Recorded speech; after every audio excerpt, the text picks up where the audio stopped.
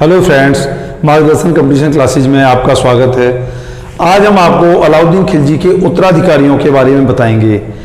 पिछले वीडियो जो भी रहे हैं खिलजी वंश के ऊपर, उनमें खिलजी वंश की स्थापना, उसके बाद अलाउद्दीन खिलजी का देवगिरी अभियान की सफलता के बाद दिल्ली की गद्दी पर सुल्तान के रूप में प्रतिष्ठित होना, उसके बाद हम देखते हैं उत्तर भारत के सफल विजय अभियान, उसके बाद हम देखते हैं दक्षिण भारत के सफल विजय अभियान, और उसके बाद हम देखते हैं दक्षिण की अपार लूट धन की।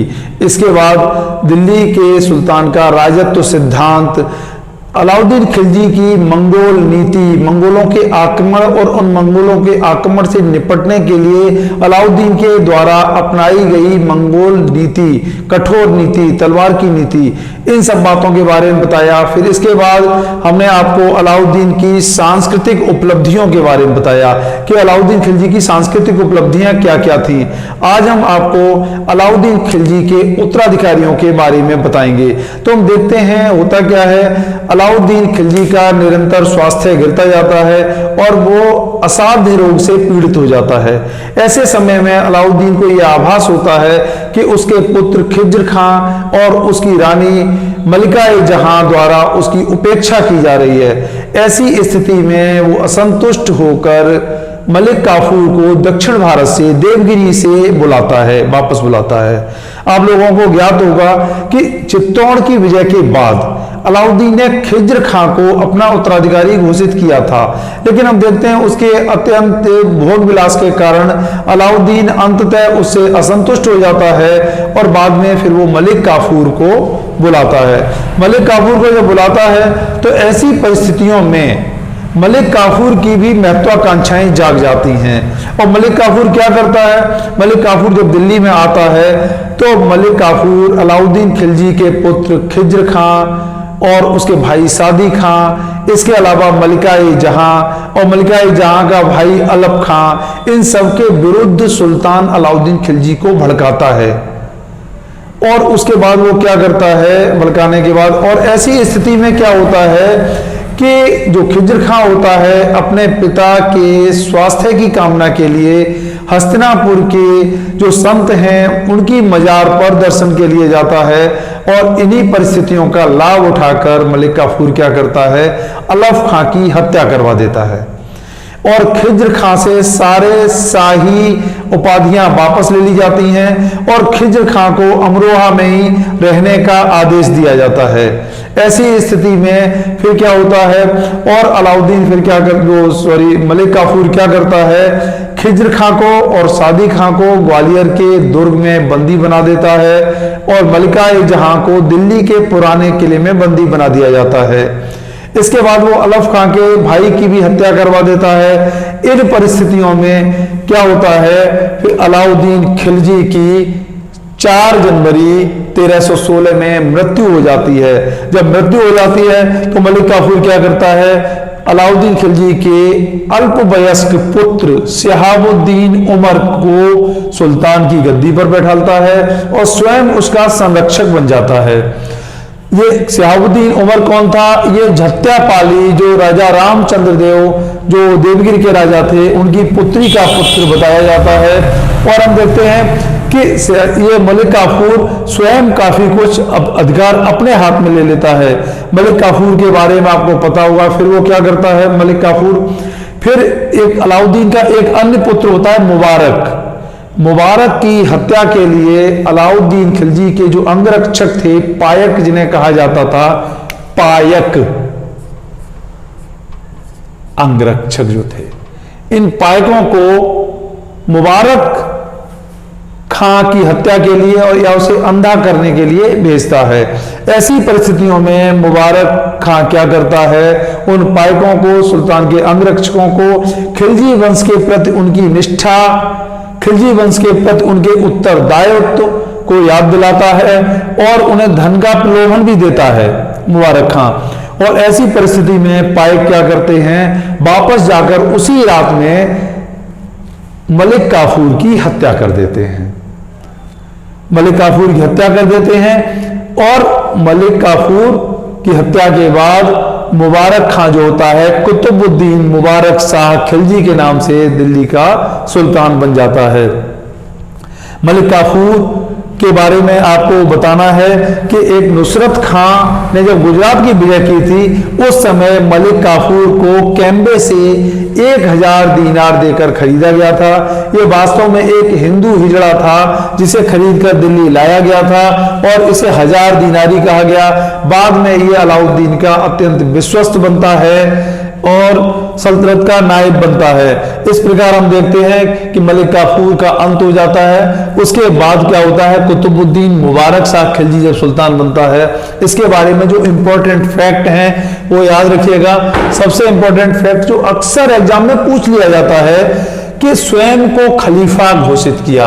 याद रखिएगा, खिलजी वंश से पहले जो शासक थे खलीफा से मान्यता प्राप्त करते थे, लेकिन खिलजी वंश के शासकों ने खलीफा से मान्यता प्राप्त करना आवश्यक नहीं समझा और उनमें भी हम देखते हैं कि जो कुतुबुद्दीन मुबारक शाह खिलजी है एक कदम और आगे बढ़ता है और क्या करता है, स्वयं को खलीफा घोषित करता है।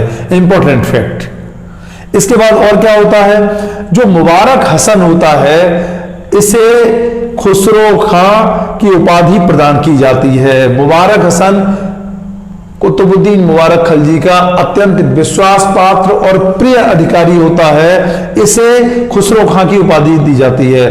ये मुबारक हसन कौन है? मुबारक हसन वास्तव में जब 1305 में मालवा की विजय की जाती है तो वहां से मुबारक हसन और हुसामुद्दीन 2 भाई प्राप्त किए जाते हैं और दास बनाकर दिल्ली लाए जाते हैं। यह भी बताया जाता है कि इनके पिता दास थे, उन दासों के पुत्र मुबारक हसन और हुसामुद्दीन थे। वास्तव में ये बरादू जाति, एक बरादू जाति होती है गुजरात में, लड़ाकू जाति है हिंदुओं की, उस बरादू जाति के थे जो हिंदू जाति थी और बरादू जाति के ये मुबारक हसन ये अंततः खुसरो खां की उपाधि प्राप्त करता है और सुल्तान का अत्यंत विश्वास पात्र बनता है। इसकी नीति क्या रहती है?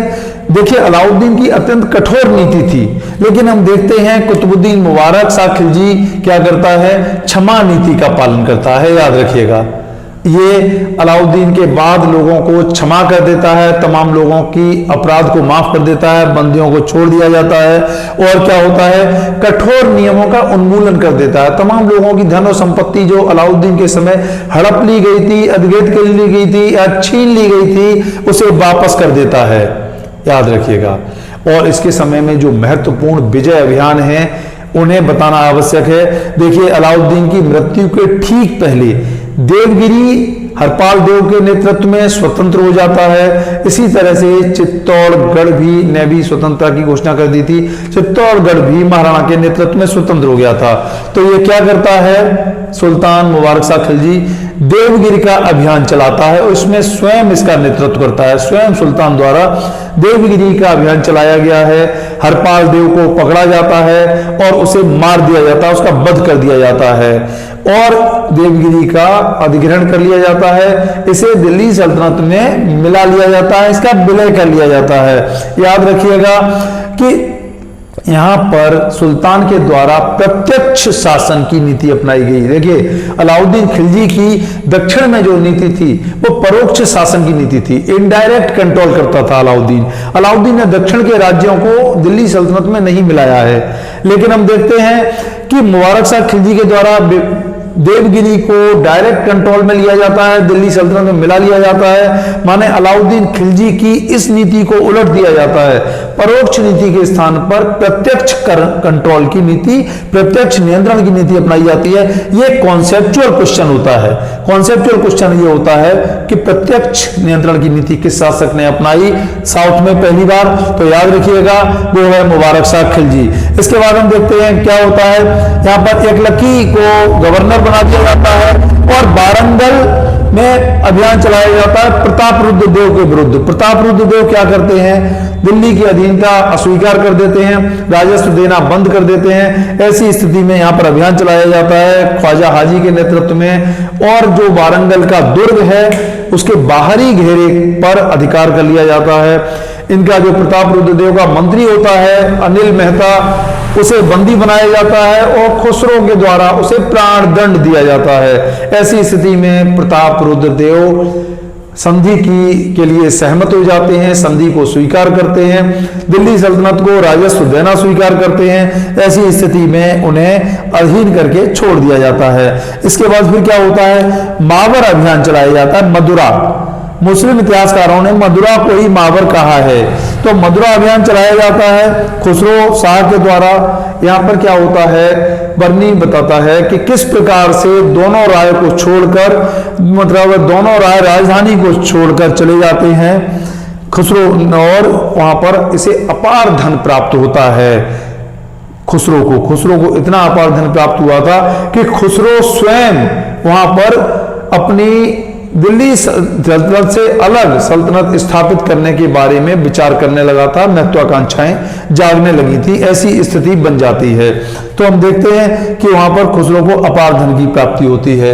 अब इसके बारे में बताया जाए कि इसके समय में कौन कौन से षड्यंत्र हुए हैं, उनके बारे में बताया जाए तो हम देखते हैं जब सुल्तान देवगिरी अभियान में व्यस्त था, उसी समय पर दिल्ली में इसके विरुद्ध षड्यंत्र का आयोजन किया जाता है। उसके षड्यंत्र का जो नेतृत्व करता होता है, सूत्रधार होता है, वो मलिक आसुद्दीन होता है। मलिक आसुद्दीन इसका चचेरा भाई था और यही षड्यंत्र का आयोजन करता है और खिज्र खां के एक पुत्र को दिल्ली का सुल्तान बनाने का प्रयास करता है। ऐसी स्थिति में क्या होता है, सुल्तान को बहुत क्रोध आ जाता है। वो अपने समस्त भाइयों क्या मेनली खिज्र खां, सादी खां और सिहाबुद्दीन को भी दिल्ली का जब ये सुल्तान बना है तो उसके बाद इसने सिहाबुद्दीन को भी अंधा करवाकर ग्वालियर के किले में बंदी बना दिया था। तो ग्वालियर के किले में जो बंदी थे, ग्वालियर के दुर्ग में खिज्र खां, सादी खां और सिहाबुद्दीन उमर, इन तीनों की मुबारक शाह खिलजी हत्या करवा देता है। और इसके अलावा और क्या करता है ये, फिर उसके बाद ये देवल देवी से विवाह कर लेता है जो खिज्र खां की पत्नी होती है, और जफर खां जो गुजरात का गवर्नर था इसकी भी हत्या करवा देता है। और गुजरात का गवर्नर हुसामुद्दीन को बनाया जाता है।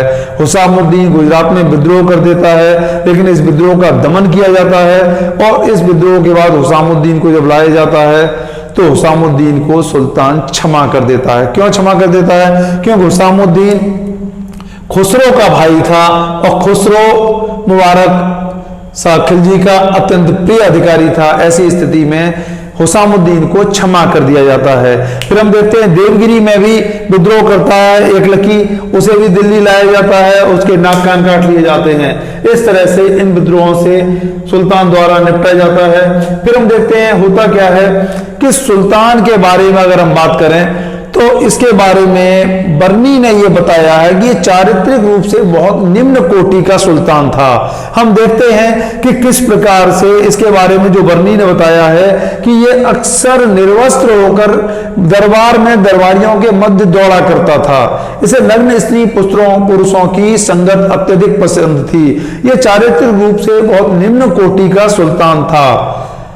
तो हम जानते हैं कि इसके चारित्र की वजह से ही अंततः फिर इसकी हत्या के कारण बनता है। क्या होता है, ये खुसरो खां पर अत्यधिक विश्वास करता था और खुसरो खां के नेतृत्व में जो बरादू सैनिक हैं, मैंने बताया कि ये बरादू जाति को बिलोंग करता था। तो बरादू जो सैनिक हैं वो किले में, इसके महल में प्रवेश करते हैं सुल्तान के और इसके अंगरक्षकों की हत्या कर देते हैं। बरादुओं में भी जो जहारिया प्रमुख था, जहारिया ने इसे मारने का संकल्प लिया था और जहारिया इसकी ओर दौड़ता है, ये जनान खाने की ओर दौड़ता है। ऐसी स्थिति में क्या होता है, खुसरो खां के द्वारा इसके बाल पकड़ लिए जाते हैं और जहारिया के द्वारा इसकी हत्या कर दी जाती है। तो हम देखते हैं कि 15 अप्रैल को 1316 में बरादुओं द्वारा और कहें कि खुसरो खां के द्वारा इसकी हत्या कर दी जाती है। इसके बाद खुसरो खां नासिरुद्दीन खुसरो शाह के नाम से दिल्ली का सुल्तान बनता है। देखिए ये बहुत महत्वपूर्ण क्रांतिकारी परिवर्तन था। संपूर्ण दिल्ली सल्तनत में ये पहला भारतीय व्यक्ति दिखता है जो दिल्ली सल्तनत की गद्दी पर बैठा। ये दिल्ली की गद्दी पर बैठने वाला पहला भारतीय मुस्लिम है जो संपूर्ण काल में कुतुबुद्दीन ऐबक से लेकर कहना चाहिए इब्राहिम लोदी तक के काल में केवल यही व्यक्ति है जो दिल्ली की गद्दी पर बैठा। यद्यपि यह कहा जाता है कि शासन सत्ता पर अधिकार करने का यह भारतीयों द्वारा या भारतीय मुसलमानों द्वारा दूसरा प्रयास था। पहला प्रयास किसका माना जाता है? इमामुद्दीन रायहान का माना जाता है, जिसने बलबन को पदच्युत करवाकर सत्ता पर अधिकार किया था। लेकिन याद रखिएगा, वो एक प्रकार से किंग मेकर था। सुल्तान की शक्तियों को ग्रहण करने का प्रयास किया, लेकिन सुल्तान बनने की कोई महत्वाकांक्षा उसकी दृष्टिगत नहीं होती है। लेकिन हम देखें, नासिरुद्दीन खुसरो शाह ने स्वयं सुल्तान का पद धारण किया है, पैगंबर के सेनापति की उपाधि धारण की है, अपने नाम के खुतबे पढ़वाए हैं, अपने नाम के सिक्के ढलवाए हैं, और फिर यह क्या करता है? सही मायने में देखिए कि इसके द्वारा जो भी खिलजी राजवंश के निष्ठावान अमीर थे, निष्ठावान दरबारी थे, इन सब की हत्याएं करवा दी जाती हैं। अलाउद्दीन के शेष पुत्रों का भी वध करवा दिया जाता है। कई तुर्क दरबारियों को, अमीरों को प्रलोभन देके अपने साथ मिला लिया जाता है। ऐसी स्थिति में भी गाजी मलिक तुगलक, जो दीपालपुर का गवर्नर था, वो इसकी अधीनता या इसे सुल्तान मानने से इनकार कर देता है। गाजी मलिक के नेतृत्व में जो विदेशी मुसलमान होते हैं, उनके द्वारा इसे सुल्तान नहीं माना जाता है और इसके ऊपर काफिर होने का आरोप लगाया जाता है, इस्लाम का शत्रु होने का आरोप लगाया जाता है, इस्लाम खतरे में है, इस प्रकार के नारे दिए जाते हैं। तो हम देखते हैं फिर गाजी मलिक के द्वारा क्या किया जाता है। गाजी मलिक ने इसके विरुद्ध दीपालपुर से अभियान शुरू किया है। मार्ग में हुसामुद्दीन, इसका जो भाई था, उसे पराजित करता है। हुसामुद्दीन पलायन कर जाता है। ऐसी स्थिति में फिर दिल्ली में इंद्रप्रस्थ के निकट, इंद्रप्रस्थ मैंने पहले आपको बताया था, जो पौराणिक काल में पांडवों की राजधानी रही थी, उसी इंद्रप्रस्थ के निकट खुसरो खां कि और गाजी मलिक के मध्य में युद्ध होता है, जिसमें खुसरो खां पराजित होता है और पराजित होकर ये पलायन करता है। लेकिन तिलपत के निकट इसे पकड़ा जाता है और अंततः इसकी हत्या कर दी जाती है। तो इस प्रकार से 5 सितंबर 1320 में इसकी हत्या हो जाती है।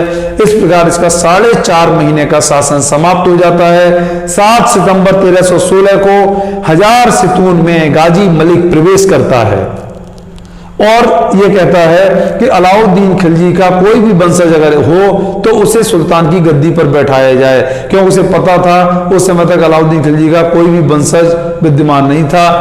कभी मलिक काफूर के द्वारा, कभी उसके बाद मुबारक शाह खिलजी के द्वारा, शेष बचे हुए लोगों को खुसरो शाह के द्वारा मार दिया गया था। इसलिए वो ऐसी बात कहता है कि अलाउद्दीन खिलजी का अगर कोई वंशज बचा हो तो उसे दिल्ली की गद्दी पर बैठाला जाए, या फिर अमीर जिसे चुने उसे बैठाला जाए।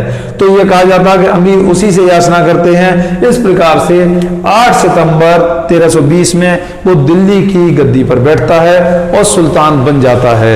यहीं दिल्ली में खिलजी वंश की समाप्ति होती है, तुगलक वंश की स्थापना होती है। तो हम देखते हैं गुलाम वंश या ममलूक वंश और सेकंड खिलजी वंश, इन दो वंशों की समाप्ति हो जाती है। इन दोनों के बारे में आपको बताया जा चुका है। अब आगे तुगलक वंश, उसके बाद सैयद और लोदी वंश, 3 राजवंशों के बारे में और बताया जाएगा। आपको पता होना चाहिए खिलजी वंश ही वो वंश है जिसकी का कार्यकाल, जिसका समय शासन का सबसे कम रहा है, लेकिन इतिहास में इसका अत्यधिक महत्व है, क्योंकि इसके समय में ही सल्तनत का प्रसार दक्षिण तक होता है। याद रखिएगा, बहुत महत्वपूर्ण काम हुए हैं। राजपूताने में भी विजय प्राप्त की गई है। चित्तौड़ पर विजय करने वाला, चित्तौड़ दुर्ग को जीतने वाला भी ये पहला तुर्क सुल्तान है जिसने चित्तौड़ पर अधिकार किया है। याद रखिएगा। तो ये सारी बातें हैं। अब हम अलाउद्दीन के खिलजी के जो उत्तराधिकारी हैं उनके बारे में जो इंपॉर्टेंट फैक्ट बनते हैं उन्हें हम फिर से बता देते हैं। तो हम देखते हैं कि अलाउद्दीन खिलजी के बाद जो दिल्ली की गद्दी पर सुल्तान बनता है वो शिहाबुद्दीन उमर, उसका संरक्षक कौन बनता है? वो बनता है मलिक काफूर। और उसके बाद फिर क्या होता है? कुतुबुद्दीन मुबारक शाह खिलजी सुल्तान बनता है, जिसने स्वयं खलीफा स्वयं को घोषित किया है। याद रखिएगा। इसका विश्वास पात्र खुसरो खां होता है। मुबारक हसन, जिसे खुसरो खां की उपाधि दी जाती है। इसकी जो नीति है मैंने बताई क्षमा नीति है, और इसके समय में देवगिरी का अधिग्रहण किया जाता है। देवगिरी पर डायरेक्ट कंट्रोल किया जाता है, माने साउथ को डायरेक्ट कंट्रोल करने की पॉलिसी को अपनाया जाता है। इसके द्वारा बाबर को फिर से लूटा जाता है। और इसके बाद क्या होता है, इसके समय में जो षड्यंत्र होते हैं उनका ये दमन करता है। नासिरुद्दीन खुसरो शाह के द्वारा इसे मार दिया जाता है। नासिरुद्दीन खुसरो शाह भारतीय मुसलमान था जो दिल्ली की गद्दी पर बैठा। बर्नी जैसे लोगों ने इस पर तमाम तरह के आरोप लगाए हैं, लेकिन ये सारी विदेशी मुसलमानों द्वारा, एक हिंदुस्तानी मुसलमान द्वारा दिल्ली की गद्दी प्राप्त करने के विरोध में ये आरोप लगाए गए हैं। उसका सबसे बड़ा अपराध यही था, वरना देखिए आप दिल्ली, संपूर्ण दिल्ली सल्तनत में षड्यंत्रों का काल था। षड्यंत्रों के द्वारा गद्दी को प्राप्त किया जाता था। सुल्तान, एक सुल्तान को मारकर दूसरा सुल्तान गद्दी प्राप्त करता था, लेकिन खुसरो शाह को इसके लिए तमाम तरह के आरोप लगाए गए हैं। उसे बहुत कुटिल, उसे नीच प्रवृत्ति का व्यक्ति बताया गया है। सबसे बड़ा दोष उसका यही था कि वो एक भारतीय मुसलमान था जिसने दिल्ली के सुल्तान बनने की महत्वाकांक्षा की। इसलिए विदेशी मुसलमानों ने, विदेशी इतिहासकारों ने उसकी आलोचना की है। लेकिन आप ऐसे अगर पॉजिटिव वे में देखें तो ये महत्वाकांक्षाएं कोई गलत नहीं थी। खुसरो शाह का दिल्ली की गद्दी पर बैठना भी कोई गलत नहीं था। उसने भारतीय मुसलमानों को एक महत्वाकांक्षा का एक ऐसा मार्ग दिखाया जिस पर आगे बढ़कर वो अपनी और प्रगति कर सकते थे। तो हम देखते हैं, इन सारी चीजों को आपको मैंने बताया। अब जो शेष है आगे आपको तुगलक वंश के बारे में, तुगलक वंश में गाजी मलिक जो गयासुद्दीन तुगलक के नाम से बैठता है उसके बारे में बताया जाएगा। फिर उसके समय में जो महत्वपूर्ण काम होते हैं उनके बारे में बताया जाएगा, और मोहम्मद बिन तुगलक की योजनाएं, उन योजनाओं की असफलता, उसके बाद फिरोज तुगलक द्वारा किए गए कल्याणकारी कार्य, इन सब के बारे में आगे बताया जाएगा। आप इस चैनल को सब्सक्राइब करें, वीडियो को शेयर करें अपने मित्रों में, जिससे इस वीडियो को और भी लोगों को लाभ मिल सके। इसके अलावा इस वीडियो को लाइक करें, अपने मित्रों में शेयर करें। धन्यवाद।